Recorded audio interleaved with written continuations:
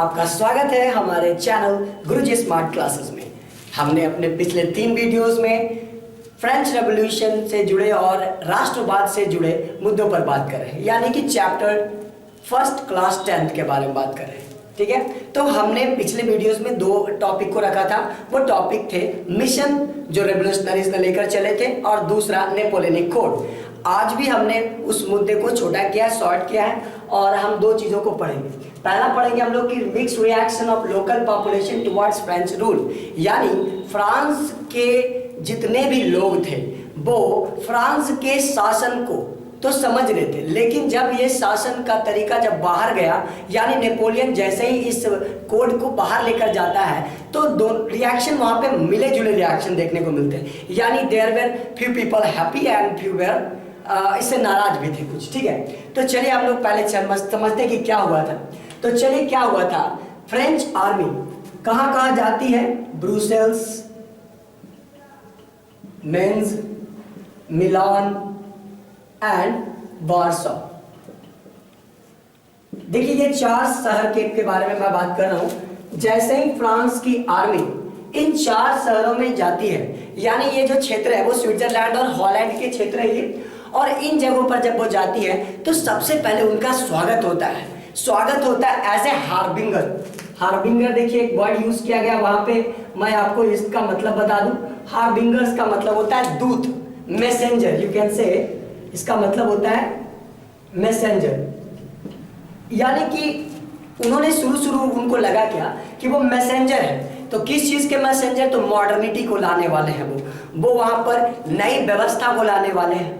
लेकिन अचानक क्या हुआ कि इन सारे शहरों में जैसे ही नेपोलियनिक कोड वहां फैला तो लोग चाहते थे साथ ही साथ पॉलिटिकल फ्रीडम को भी, लेकिन एडमिनिस्ट्रेटिव चेंजेस तो आए लेकिन पॉलिटिकल फ्रीडम नहीं मिला। ध्यान से सुनिएगा, इस बात को अपने दिमाग में डालिए। एडमिनिस्ट्रेटिव चेंजेस आए लेकिन पॉलिटिकल फ्रीडम नहीं मिला। इस कारण से क्या हुआ, क्या कारण रहे, तो फ्रीडम क्या क्या था, तो देखिए ये 3 फ्रीडम उनके रोक दिए गए। तो इस 3 पॉइंट को आपको याद रखना है। आपको देखिए एकदम सिंपल सा एकदम तरीका मैं आपको देता हूं कि क्या कारण था कि फ्रेंच पीपल फ्रेंच आर्मी से नाराज थे। तो पहला कारण इंक्रीज टैक्सेशन, यानी करों को बढ़ा दिया गया, टैक्स को बढ़ा दिया गया। दूसरा सेंसरशिप, वहां पर जितनी भी किताबें छपती थी, जितनी भी प्लेस बनते थे या जो भी कार्य होता था वो पहले राजा महाराजा जो होते थे, मतलब पहले नेपोलियन चेक करता था उसको, उसके बाद ही उसको पब्लिश होने दिया जाता था या फिर कुछ भी जो भी आगे वो जाता था। और नंबर तीसरा देखिए यहाँ पे बच्चों फोर्स्ड कंस्क्रिप्शन मैंने लिखा है। देखिए कंस्क्रिप्शन को हम रिक्रूटमेंट भी कर सकते हैं, we can use this word also here, recruitment कर सकते हैं इसको। रिक्रूटमेंट माने भर्ती, कंस्क्रिप्शन का मतलब भी क्या होता है, भर्ती होना। यानी कि अब वो भर्ती किसको कर रहे थे, वो जबरन भर्ती करा रहे थे फ्रेंच आर्मी में, लोगों को पकड़ करके भर्ती करने लगे। तो इस वजह से क्या हुआ, लोग गुस्सा हो गए। तो मैंने आपको बताया कि पहले वो खुश क्यों थे, क्योंकि उन्होंने देखा कि फ्रांस के आर्मी आ रही है तो वो क्या लाएगी, मॉडर्निटी लाएगी, इसलिए वो बहुत शुरू खुश थे। लेकिन जैसे ही फ्रांस का रूल वहां पर आने लगा तो टैक्स बढ़ा दिया गया, सेंसरशिप ला दिया गया और जबरन उनको भर्ती कराया गया। तो ये सारी समस्या उत्पन्न हुई जिसकी वजह से लोग क्या हो गए, गुस्सा हो गए उससे। समझ आई बात। तो हमने देखा mixed reaction of local population towards French rule. अब हम आगे बढ़ेंगे, ये बहुत ही कॉम्प्लिकेटेड लेकिन बहुत आसान तरीके से समझेंगे। हैब्सबर्ग एम्पायर के बारे में क्वेश्चन आता है और ये बड़ा ही कॉम्प्लिकेटेड टॉपिक है, तो मैं आपको आसान तरीका बता रहा हूं ताकि आप इसे समझ सकें। तो चलिए, making of nationalism in Europe, जो कि पहला चैप्टर का दूसरा हिस्सा है ये, ठीक है, आप इसे समझ जाइए। पहला चैप्टर का दूसरा हिस्सा है the making of nationalism in Europe. इसमें सबसे पहले पैराग्राफ को हम लोग डील करें। This is the part of the first paragraph and how can be easily studied, कैसे हम इसे आसानी से पढ़ेंगे, ये तरीका मैं आपको बता रहा हूं। सबसे पहले आपको बताया है जर्मनी, इटली और स्विट्जरलैंड के बारे में।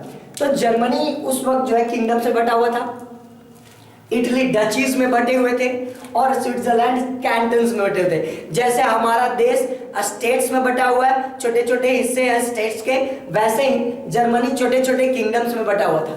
इटली छोटे छोटे डचीज में बटा हुआ था और स्विट्जरलैंड जो है छोटे छोटे कैंटन्स में बटे हुए थे। समझ आई बात? मैं आपको एक बात और बता दूं, ये दोनों में बदलाव हुए हैं, लेकिन कैंटन स्विट्जरलैंड के क्षेत्र को आज भी कहते हैं। आज भी जैसे स्टेट हमारे यहाँ होता है ना, वैसे स्विट्जरलैंड में कैंटन्स होता है नाउअडेज टू।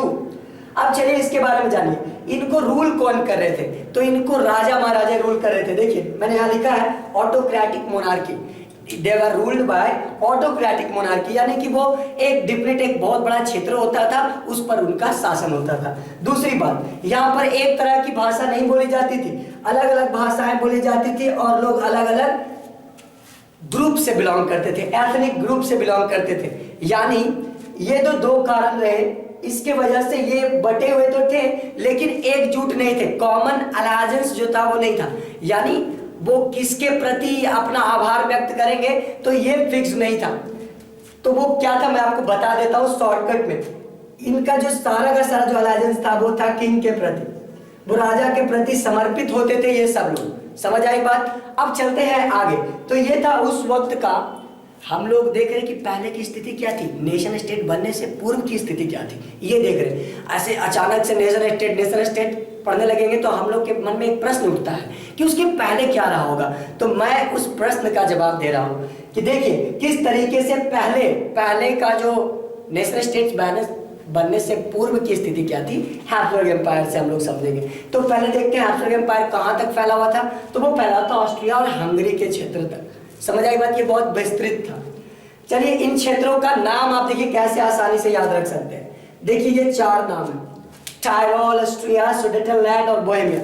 ये चार आपको याद रखना होगा, टायरोल, ऑस्ट्रिया, सुडेटलैंड एंड बोहेमिया। देखिए इसको हम लोग जो है TABS, tabs, we will use it this word tabs like this, you have been using tab and all, इसको टैब्स कर देते, टायरोल हो गया, ऑस्ट्रिया हो गया, बोहेमिया हो गया और सुडेटलैंड हो गया। ठीक है, अब आपको क्या याद रखना है कि ये जो सारे क्षेत्र हैं इनको राजे महाराजे रूल कर रहे थे और ये जर्मन स्पीकिंग पॉपुलेशन थी। ये जो आबादी जो थी वो जर्मनी भाषा बोला करती थी। चलिए तो ये पहला आपने देखा, ये एक ही राज्य है, ध्यान से समझिएगा, यह एक राज्य है लेकिन यहाँ पर जितने अलग अलग हिस्से हैं वो अलग अलग भाषाओं को बोल रहे हैं। ठीक है, दूसरी बात लोम्बार्डी एंड वेनेशिया, ये भी इसी का हिस्सा है लेकिन यहाँ कौन सी भाषा बोली जाती थी, इटालियन, दे वर इटालियन पॉपुलेशन।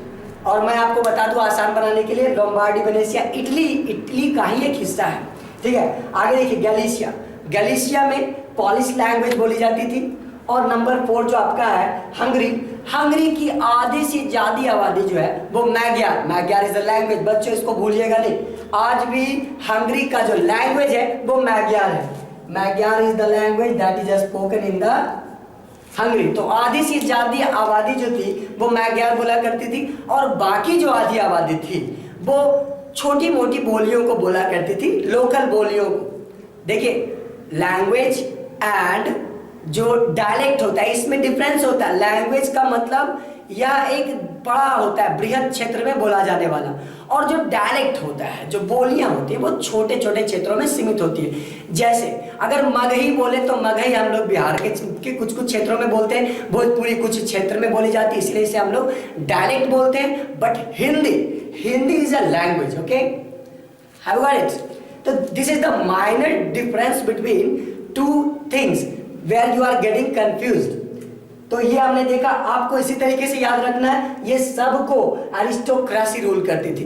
अब हम एक इशू पर और बात करते हैं कि क्या क्या तरह के पॉपुलेशन थे, कौन कौन तरह के लोग। तो चलिए प्रेजेंट ग्रुप्स की बात करते हैं, थोड़ा सा हम लोग ऊपर देखते हैं प्रेजेंट ग्रुप्स। देखिए आपको इसको कलेक्टिवली याद रखना होगा। अब करो क्या, क्षेत्र को पहले याद रखो। नॉर्थ में कौन है भाई? तो नॉर्थ में आपका बोहेमियंस एंड स्लोवैक्स है। ठीक है, आप डायरेक्शन से याद रखो। नॉर्थ में कौन है? बोहेमियंस एंड स्लोवैक्स। ये लोग कौन है? ये किसान वर्ग के लोग थे, ये बेचारे किसान थे। नंबर दूसरा कार्नियोला, ये क्षेत्र है, ये जगह का नाम है बच्चों, Carniola is the name of place, this is the name of the place. और कार्नियोला में कौन रहते थे भाई? तो स्लोवीन्स। कौन रहते थे? स्लोवीन्स। ठीक है, अब साउथ की बात करें तो वहां क्रोट्स रहते थे और ट्रांसिल्वेनिया के ईस्ट में रोमन्स रहते थे। तो बच्चों आपको मैंने बताया कि देखिए किस तरीके से अलग अलग जो क्षेत्र में अलग अलग बोलियां बोली जाती थी, अलग अलग ग्रुप ऑफ पीपल रहा करते थे, लेकिन फिर भी वो एक साम्राज्य से जुड़े हुए थे, and that was Habsburg Empire. That was Habsburg Empire. Okay, have you got this? तो अब देखिए मैं आपको एक लाइन में कंक्लूड करूंगा कि जो नेशन स्टेट बनने से पहले की जो प्रक्रिया जो थी वो डिपेंड करती थी राजा के ऊपर से। That was only depend upon the Kings rule. Okay, तो देखिए बच्चों, मैंने आपको ये दो टॉपिक को आज क्लियर किया। पहला टॉपिक था mixed reaction of the local population towards French rule, और दूसरा जो था वो making of nationalism in Europe का पहला पैराग्राफ हैब्सबर्ग एम्पायर। ठीक है, तो बच्चों जो भी आप देख रहे हो तो आप अपने मित्रों को इसे फॉरवर्ड करें, शेयर करें, और अगर बड़े देख रहे हो तो वो इसे बच्चों तक पहुंचाएं, और हमारे वीडियो को लाइक, सब्सक्राइब और कमेंट जरूर करें, और कमेंट सेक्शन का भरपूर इस्तेमाल करें। आप वहां पे हमारी कमियों को जरूर दर्शाएं, ये हमारे लिए बहुत ही आवश्यक है। धन्यवाद बच्चों।